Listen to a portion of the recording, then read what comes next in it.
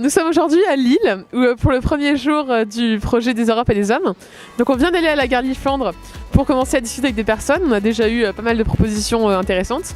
Et donc là on se dirige vers la grande place de Lille, juste devant vous.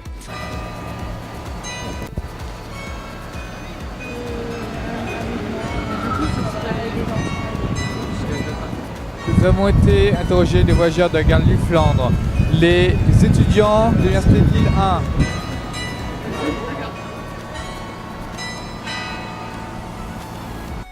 Les frontaliers à Alouin, les zones rurales du Nord à Écaillon. Nous avons été dans une chorale.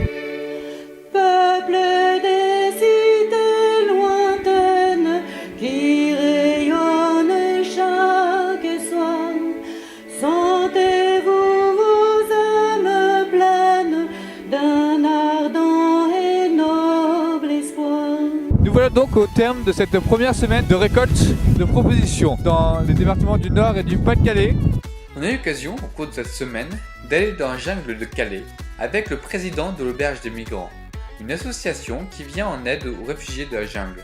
Nous avons pu y parler des frontières et de l'immigration. Quelle serait la priorité à faire pour que ça s'arrange un peu au niveau européen? Supprimer les frontières intérieures pour tout, même pour les réfugiés. Et si l'Angleterre faisait partie de l'Europe et qu'il n'y avait pas de ce blocage de frontières, il n'y aurait aucun réfugié à Calais. C'est toujours lié à la guerre. 97% des gens ici viennent d'un pays en guerre. La catastrophe de cette situation, c'est que les gens doivent aller illégalement en Angleterre. Il y a des candidats à l'élection présidentielle qui disent si on est élu, on imposera l'ouverture de la frontière avec l'Angleterre, ce qui résoudra le problème. Ils ont entièrement raison. Tant qu'il y aura une frontière fermée, il y aura ce problème ici à Calais et il y aura des morts. Il y a 16 personnes qui sont décédées depuis le début de l'année, mais ce sont des réfugiés. Le jour où ce sera un Européen, là ce sera une catastrophe nationale ou internationale.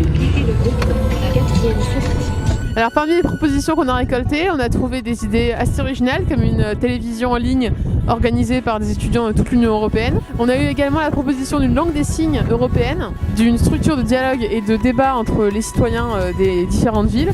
Et du coup ça permettrait aussi de discuter peut-être avec les touristes, avec les gens qui viennent d'ailleurs, pour essayer un peu de discuter de l'actualité européenne ensemble. Et puis encore d'autres propositions, comme par exemple un TGV européen qui relierait toutes les villes européennes. Et donc après toutes ces villes du département du 59 et du 62 que nous trouvons actuellement à Berck, on va se diriger vers la Somme à partir de demain. Et ensuite on continuera notre trajet vers Abbeville, Amiens, ensuite on ira en Normandie, en Bretagne. On va continuer à rassembler des propositions et affiner notre méthode et notre approche pour les 7 mois à venir. Voilà! Luttez-vous pour la